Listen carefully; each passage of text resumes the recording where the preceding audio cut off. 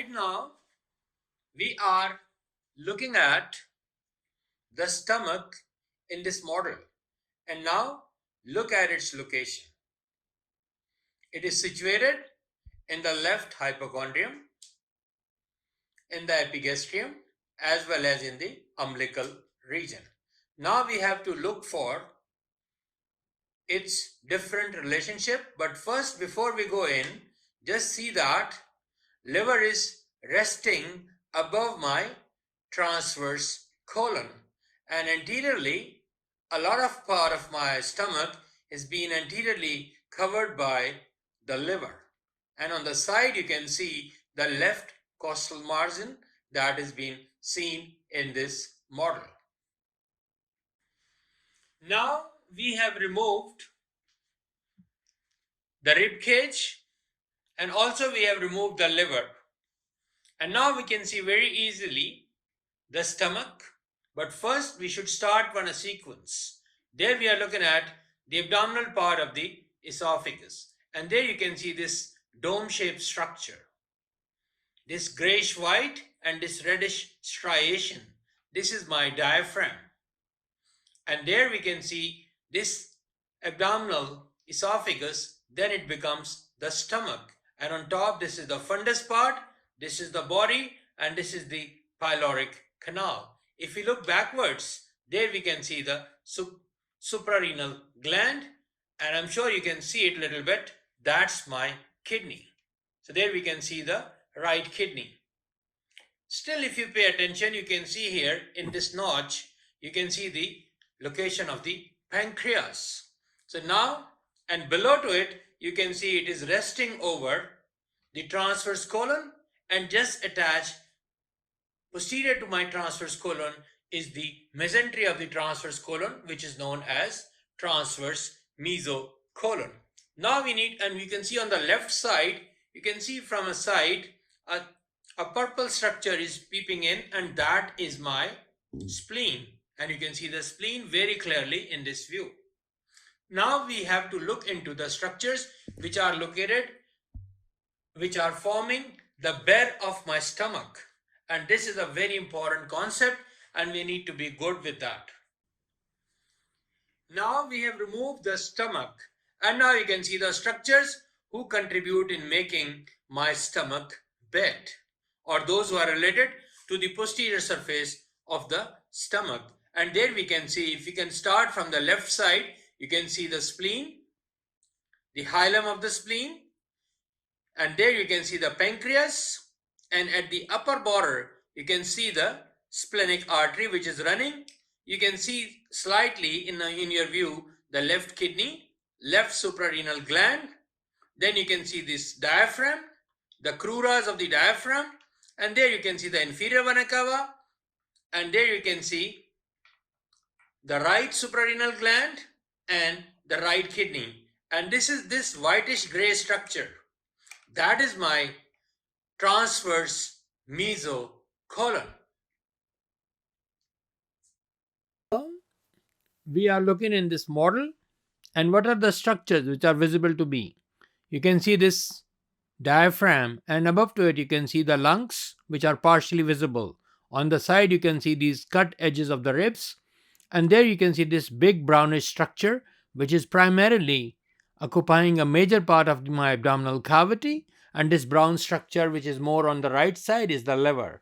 And then you can see on the left side there is this pinkish structure, and that is my stomach which is resting on top of this gray structure.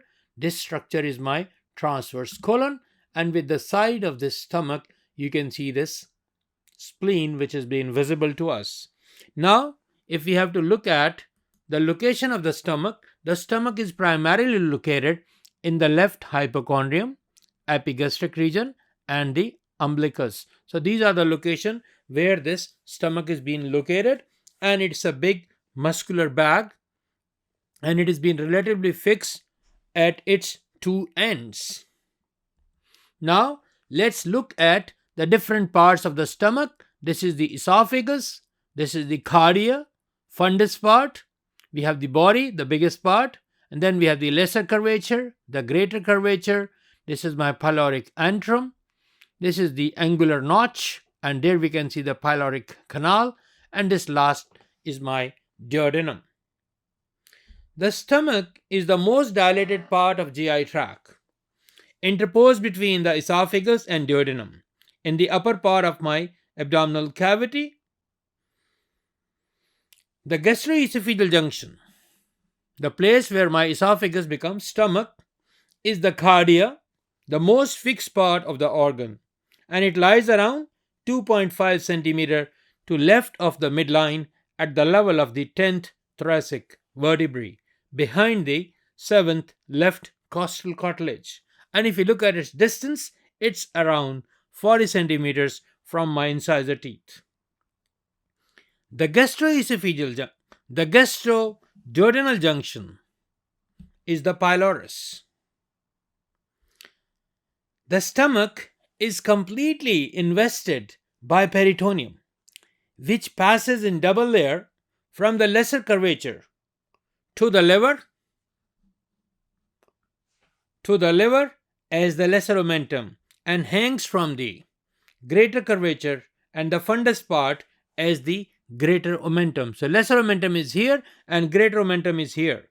Fundus is the part which projects upwards above the level of the cardia and is in contact with the left dome of the diaphragm.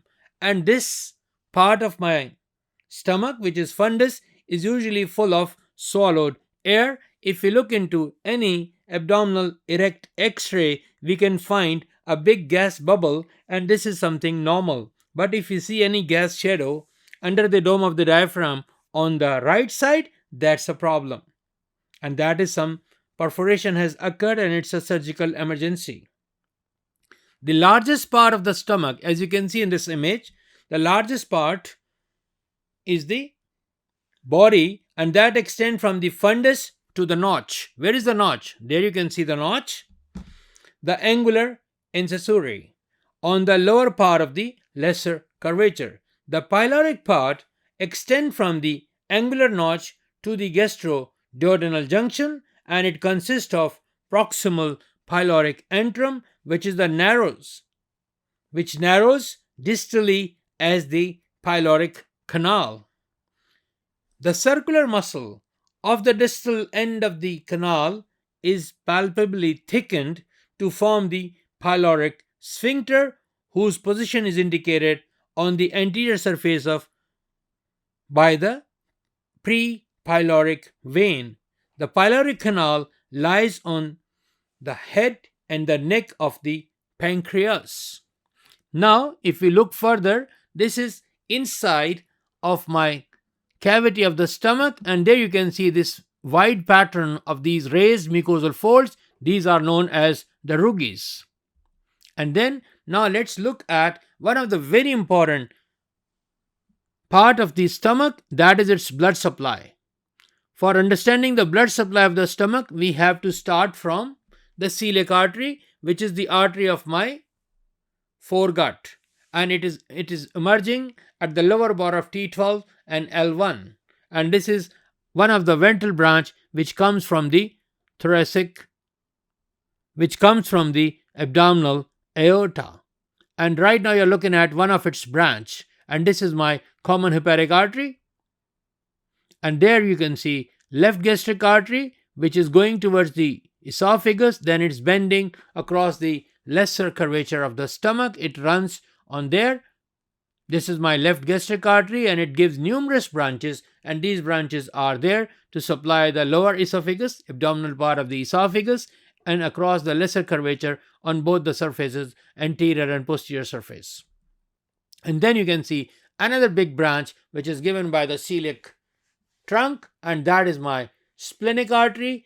It's running behind the stomach, behind the pancreas, across its upper border, and its final destination is going towards the spleen, and it branched off. It gives numerous branches at the hilum of the spleen.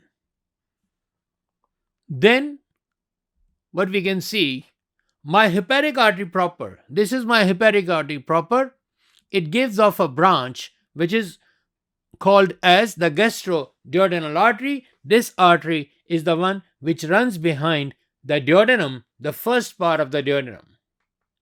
And this artery is primarily supplying the duodenum and the head of the pancreas. Now we can see there is a branch which is also coming from my hepatic artery, common hepatic artery, and this is my right gastric artery. It supplies the remaining part of my lesser curvature, and ultimately it runs and meet with its counterpart, the left gastric artery. So right gastric artery meets with the left gastric artery across the lesser curvature, and it supplies blood on both the surfaces of the stomach. And this branch, if you look at the common hepatic artery, the common hepatic artery continues as hepatic artery proper. But before becoming hepatic artery proper, it gives up its two major branches. One of them is gastroduodenal and other one is the right gastric artery. Now looking forward, what we can see from the splenic artery across the greater curvature, we can see an artery which is coming downwards, and this artery which is coming from my splenic artery on the greater curvature of the stomach, this artery is known as the left omental artery or left gastro-epiploic artery, and it does the similar thing. It supplies on both the surfaces through its numerous branches, and then it meets its counterpart. Who's that? That is my right gastro-omental artery or right gastro-epiploic artery, which is a branch from my gastro-duodenal artery. And now my right and left gastro-epiploic artery or gastro-omental arteries, they make an anastomosis across the greater curvature of the stomach, and they contribute in a big way across the greater curvature. Now we are left with the fundus part of the stomach. Now for that we have numerous branches. They are the short gastric arteries, and they are also coming from my splenic artery to supplies to the fundus part of my stomach. If you look at the lesser curvature, the main blood supply, the big part is being supplied by my left gastric. The right gastric has very little contribution. And on this thing, we have the similar pattern. But both of them are contributing well. But across the lesser curvature, we get more blood supply from the right gastric. And the main artery here is the left gastric artery. Now, another very important factor is the lymphatic drainage of the stomach.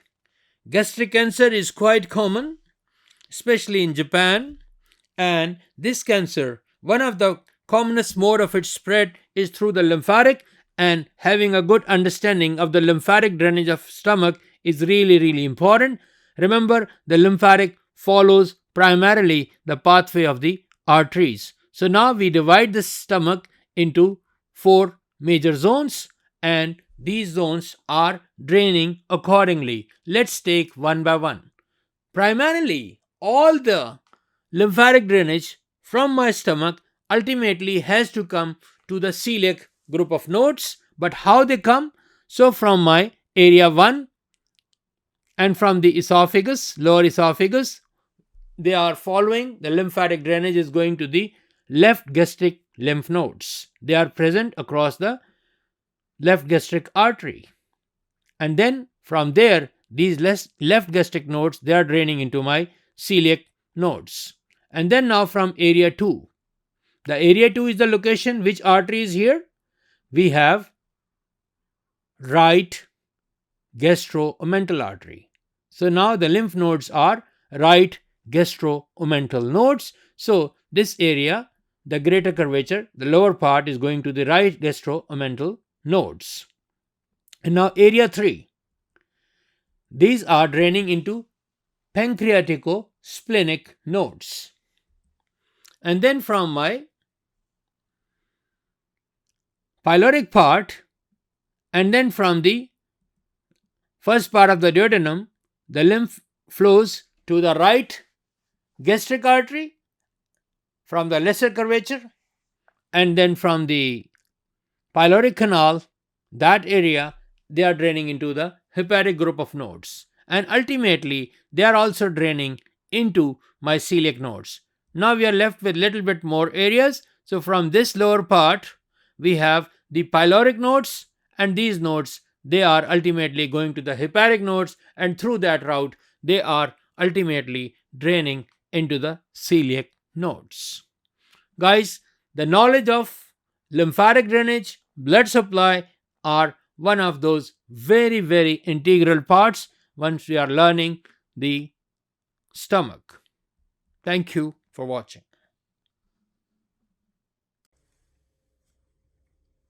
Now we are looking at the stomach, which is one of the content of my supracolic compartment. You can see the esophagus, and you can see this is my diaphragm, and this esophagus is passing through the diaphragm at T10 vertebral level, and you can see this is the abdominal part of the esophagus which I'm trying to hook across, and then you can see this is the fundus, and then this is the body of the stomach, and there you can see the greater curvature of the stomach, and there you can see the lesser curvature of the stomach. And you can see across the greater curvature there is a mesh of arteries, and similarly we can see a mesh of arteries across the lesser curvature of the stomach. Now if we can look inside, there we can see very clearly the artery. This one artery which you can see going towards my esophagus, this is nothing but my left gastric artery, and you can see here it gives numerous esophageal branches, and then it runs across the lesser curvature. As it runs across the lesser curvature, and it supplies all across my lesser curvature. And there you can see the right gastric artery, and this right gastric artery and the left gastric artery, they contribute supplying the blood, arterial blood, both on the anterior and the posterior aspect of the stomach, and they make an anastomosis across the lesser curvature of the stomach. Now if we can pay attention, let's retract this down, and now you are looking at what? You are looking at the celiac trunk. The celiac trunk is given at the level of lower border of T12 and L1, and you can see it's one branch which is going on the left side. This branch is my splenic artery. This is my left gastric artery, and this is my common hepatic artery.